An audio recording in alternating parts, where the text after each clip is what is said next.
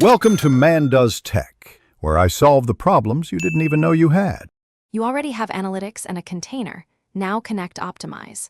First, link your GA4 property to Optimize and verify the Optimize snippet is on-site or deployed via GTM.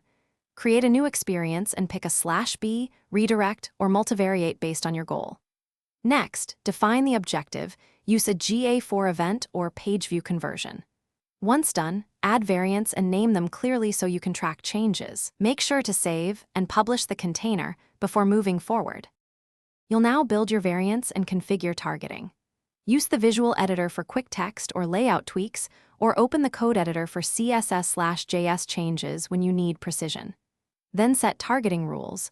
Specify URLs, query params, audiences, and device types so traffic is relevant. Configure the traffic split. Start smaller if risky, and choose the objective metric tied to GA4. Also set experiment timing and activation triggers. Once configured, run a QA on variants. You're ready to run the experiment. Start the test and monitor real-time reporting and GA4 event flows to ensure conversions register. Let it run until you reach statistical significance or your preset time window. Don't jump early.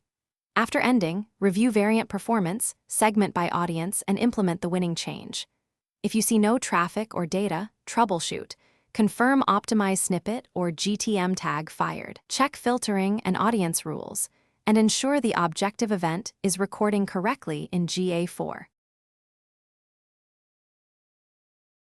Thanks for watching. If you found this helpful, don't forget to like and subscribe.